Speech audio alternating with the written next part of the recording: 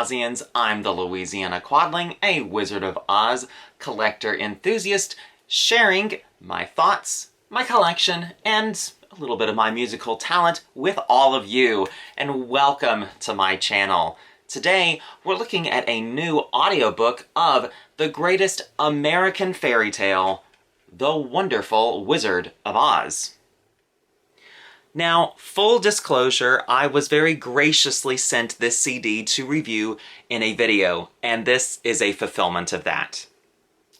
The CD comes cased in a standard jewel case with some of W.W. Denslow's illustrations on the front and on the inside. The booklet details how the CD was recorded and released last year by Joe Cascone. Back in 2000, Joe Cascone and James Doyle wrote and produced a new Wizard of Oz stage musical that tried to stay as faithful to the original 1900 book.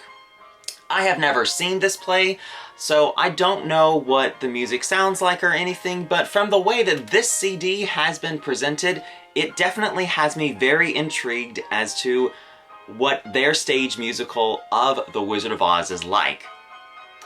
Now, this musical has been revived a couple of times, and in 2020, it was going to be revived again.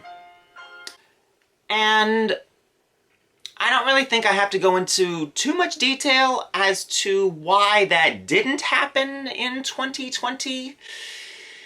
I think the less said about that year, the better. Anyways, instead of that, this CD was recorded.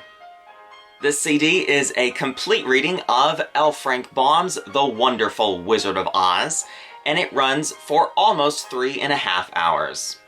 Now, this isn't your average audiobook.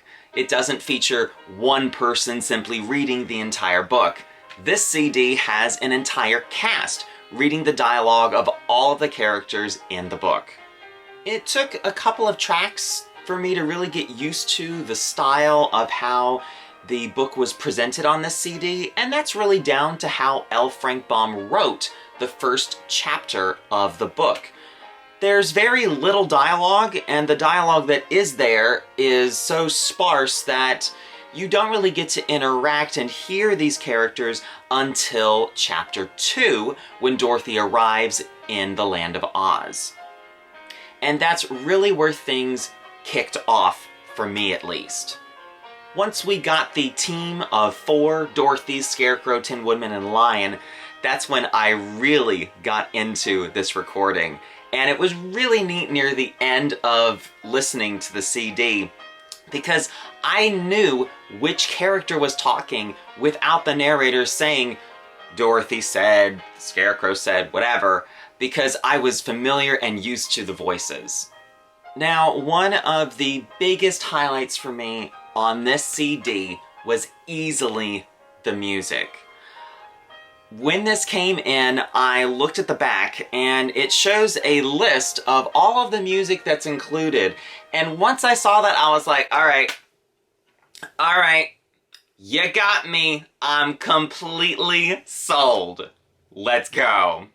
The way that the music is used on this is just really smart and strategic in what parts of the pieces they used and how they cut it with the dialogue. I just really loved it. It reminded me so much of the home movies that I made when I was a kid with my dad and my sister. Near the end of making those, we used classical music as incidental music for those movies. All of the tracks here are very recognizable pieces of music, and there are some tracks that I think you'll find very recognizable from the MGM movie soundtrack. For those of you who don't know, that soundtrack used classical music as part of the incidental music, and some of those pieces are used on this CD. The tracks of the audiobook are divided up by the chapters of the original book. And unlike other audiobooks that I've listened to, this one doesn't introduce each chapter by saying, Chapter 1, the Cyclone. that doesn't happen here, and I really liked that decision because it kept the momentum of the story going, and you didn't have these abrupt stops to, all right, now we have to introduce the next chapter. And it got to the point near the end of the CD where I actually forgot I was listening to a book at all. Yes, I know. Yes, I know.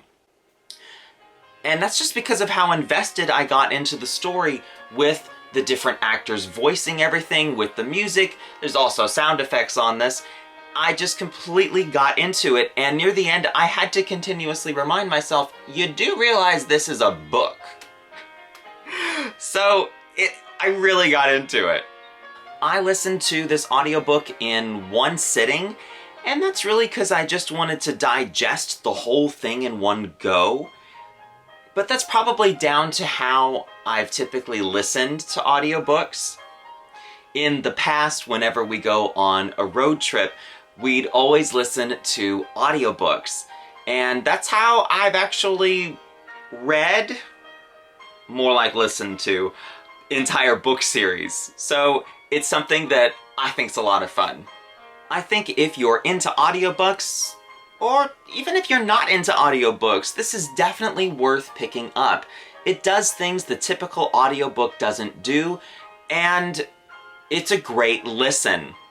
You can purchase this CD at their eBay store. I've left a link in the description down below.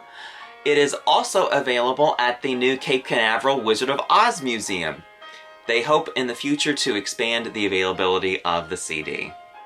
And lastly, I just want to say a big thank you to Joe Cascone for sending me this CD. I really enjoyed it, and I think you will too. Are you into audiobooks? Comment down below. And if you liked that video, please give it a thumbs up, comment down below, and subscribe. New videos are posted every 2 weeks on the 15th and last day of each month. And if that doesn't satisfy your appetite for Oz, follow the link in the description to ozclub.org and join the International Wizard of Oz Club. Until next time, bye y'all.